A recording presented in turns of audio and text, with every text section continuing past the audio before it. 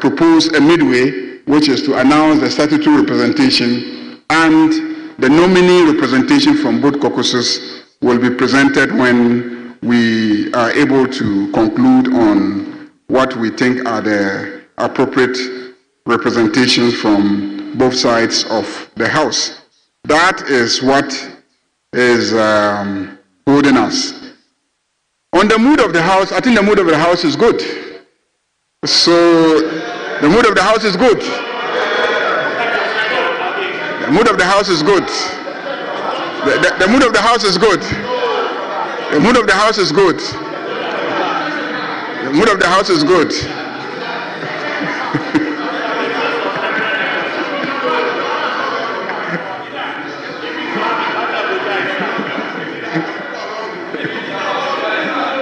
The mood of the House is good. And we will uplift it further. We will uplift it further. But the mood is good. And I thank colleagues and urge you to adopt the report of the committee. Yes, Honorable Anodon Press. Speaker, I'm not too old in this House. However, I have witnessed my fourth term. I'm quite old. The majority leader relates to a fact that specific question should be asked of ministers, and the minister should come and answer to these specific questions. I also know for a fact, as a practice of the House, that where there is a matter of national concern, a matter that is of importance, oftentimes their side, when they were here, and he himself has exploited that, where he will say that this is a matter of public concern, and hence, shall we program the minister to come and apprise us? We've done this thing a number of times. Is it the case that under his reign, new king, new law, so he's going to depart from that? I think it's not good enough. Yes, we know the existence of the provisions in the orders that allows us to ask specific questions. It is also a practice that where a matter as grave as the destruction of properties, and the majority leader is saying that it is not of national concern, and therefore we cannot program the minister to come and apprise us. I find that very strange. And I leave this to the judgment of this House. Personally, I think we should look at it again. Honorable Chief Whip, with all due respect, I believe strongly the way we are going about it calls for concern.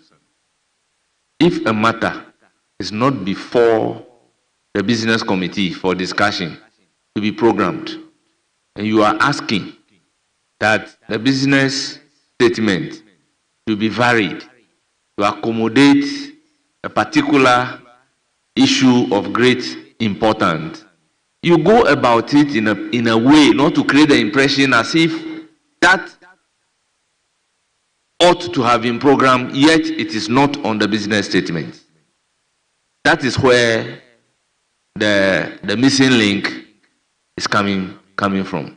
Yeah, you see, at the business committee, I raise it. And oftentimes, I don't just raise it. I don't like surprises. I've often reached out to him. Even this morning, he will bear me out. A matter on the lease, mining lease. I went to him, I said, leader, with respect, this is a matter of national concern. I don't want to pull a surprise on the floor. Get prepared, I'm going to raise it. At the business committee, I brought it to his attention that at the time that the business statement has already been prepared. But he answered it. He considered it important. So at the business committee, I spoke to him and said that, leader, people's buildings are being pulled out. It's a concern, it's a national security matter. Can you reach out to the minister so that at least he comes to carry us along? The minister may have good intentions, but the impression out there is not good. So what was the decision of the business at the business committee on the matter? It wasn't a decision of the committee. He promised that he will reach out to the minister. So, but if it's a decision that I have to file a specific question, that's fine. I will. Yes, Majority Leader and Chairman of the Business Committee. Mr. Speaker, I think that we must bring discipline to the way that we conduct affairs and proceedings in this House. you can ask an urgent question.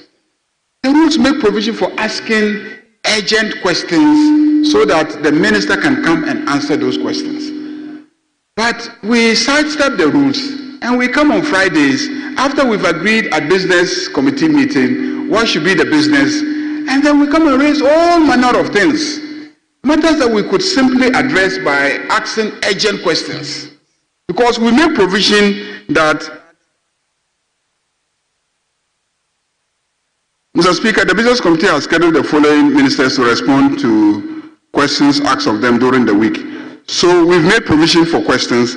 We've made provision for urgent questions and then oral questions. Then our rules are clear on our right to ask urgent questions. So I'm just saying that let's be a bit more compliant with our rules. And this theatrics of every Friday we come and then we raise issues and make it look like as a leader I can, based on your prompting, just direct a minister to come and make statements on the floor. And I'm saying that the minister will come and make a statement if it is government policy he wants to come and announce. But where an assembly is enforcing zoning laws, an assembly is enforcing building regulations, you may not like the idea that they are enforcing the law, but they are enforcing the law.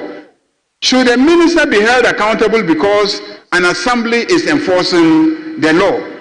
You can ask an urgent question. Why is the property in this location being pulled down? Then the minister will come and say, well, I've checked with the assembly, and the assembly says that they built at the wrong place, they had no building permit, the construction was defective, it is a hazard to the inhabitants of the building. They may have so many reasons why they have decided to pull down a building. So I think that we should follow the rules. We have done it in the past, but I strongly believe that at this rate, I see some effort to misuse this practice that we allow each other to engage in. We had the discussion, you drew my attention, and I said it's right. I think that the Minister for Lands and Natural Resources should make sure he brings the agreements for us to ratify. You said you will raise it. I said no problem, raise it. Again, you discussed with me about the outstanding payments. I explained to the business committee that all the outstanding payments are ready. The finance minister has given payment instructions. I even showed some members of the committee the letter of the finance minister instructing payment. But I indicated that he wanted to accompany the instruction with a policy statement. And I had scheduled him to come on Tuesday. Unfortunately, he had to dash off to La Côte d'Ivoire. And so when he returns, we will schedule him. The only outstanding payment is National Health Insurance Authority Fund formula, which we haven't approved yet. So because we haven't approved it, the minister cannot make the payment. I explained all that to you at the committee meeting. So, right honorable Speaker, we've been very, very open. We've been very, very responsive. I just urge that let's keep within the rules of the House.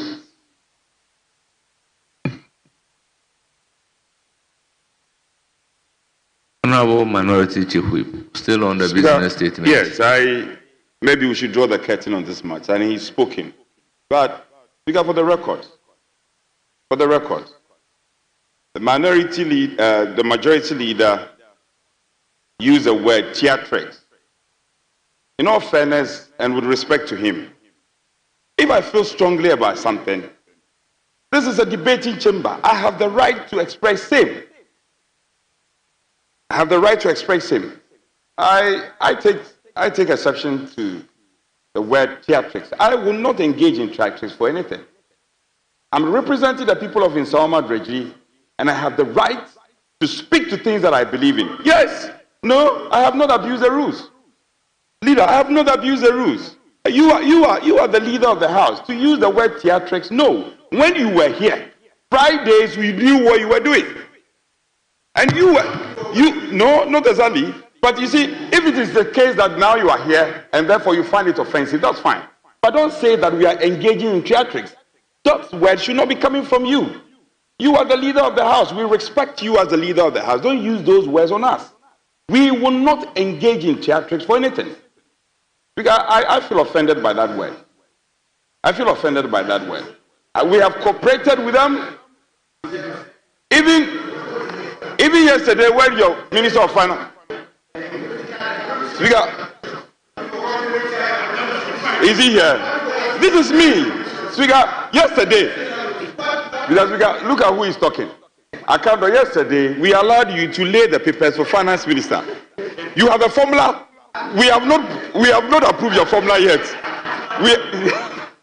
We have not approved your formula yet. You should be quiet.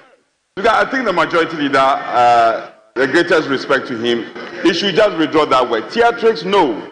That is an attack on the entire minority. To say that we are engaging in theatrics, no. We are representing our constituencies. And Speaker, I think I want to implore you to impress upon the respected leader. To my earlier question, he said the president directed his legal counsel or the one in charge to bring the Public Holidays Act. So meaning even the 2 holidays for the Eid al-Fitr, it hasn't been properly captured in the Public Holidays Act. That's one. And then the second thing is that when I asked when we are expecting the media budget review, the chairman, you dancing around it. That's number one. The second thing is that majority leader, let me finish my question, then you can respond. Then the other thing is that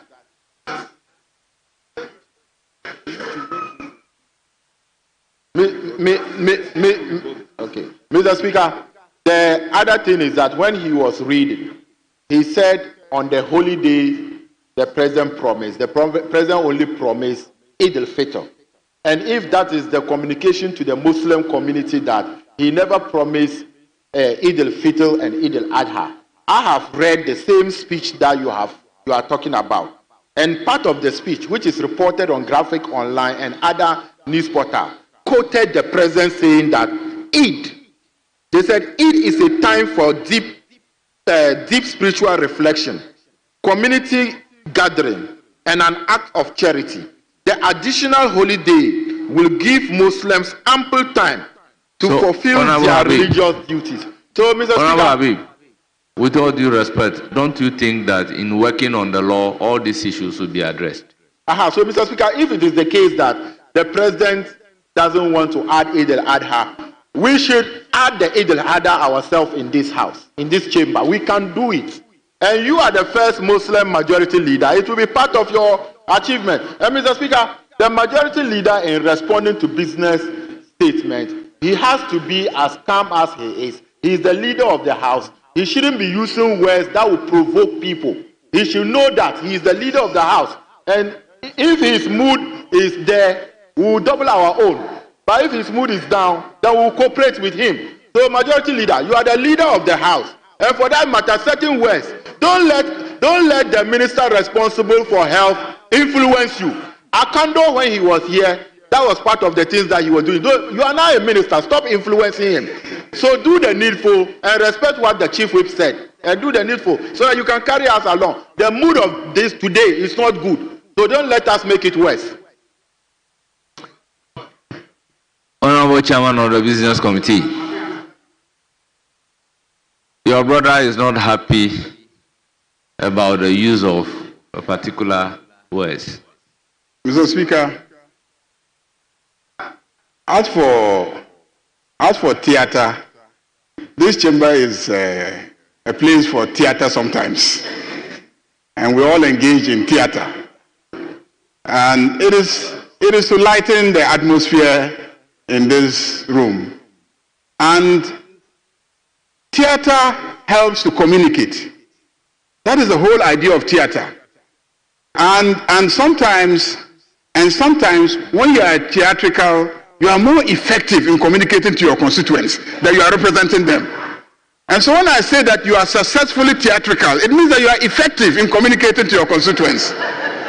So I thought that I was commending you. I thought I was commending you for being very, very effective. But if you think that you don't want to be applauded for being effective, I would draw the word theater.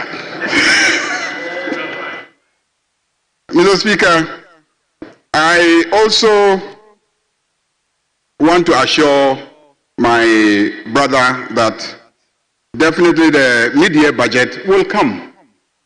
It will come. We just resumed, and so the mid-year budget will come in the middle of the year. I don't think that to say that the mid-year budget will come in the middle of the year is dancing.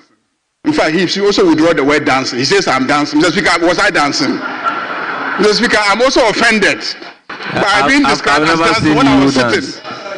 Mr. Speaker, I was sitting, and he said I was dancing. He says he has also withdrawn. We are even. Mr. Speaker, let me assure you that I mean no disrespect to any member of this House. And I think I forgot to address the question about ministerial nominees. I think it is the prerogative of the president to decide how many ministers he wants. I think the NDC, as a political party, before coming into office, promised a certain number. If the president thinks that he has enough men and women to work with, that's his decision. If the minority chief whip has favorites that he wants to recommend to the president, I cannot stop him from using this chamber to keep lobbying for his favorites. Some of them are also my friends and brothers. If they get appointments, I'll be happy. But it's up to the president to take a decision on the total number of ministers that he wants to work with. Thank you very much, Mr. Speaker. All members, the business statement as presented is hereby adopted.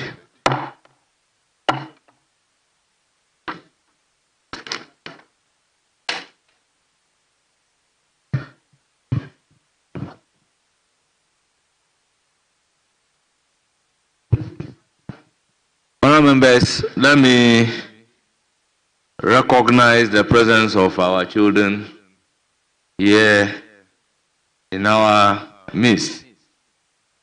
We have Aboso Okai RC Primary School, led by Gifty Kumoji, a teacher. They are from Ablekuma Central constituency, a numbered 100. We also have Shalom School Complex, and the leader is Enes Yabua, administrator. They are in Dwami Kwabenya constituency. We have Supreme Power School Complex, led by John Anabila, head teacher. They are from Mamasama. They numbered 62. On behalf of the House and on my own behalf, I wish our children a fruitful visit to the House. Thank you very much.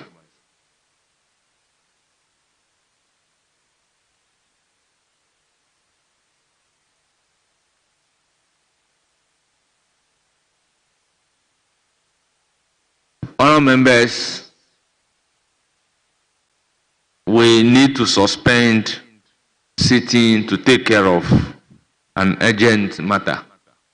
Sitting will resume shortly. Thank you very much. Sitting accordingly suspended.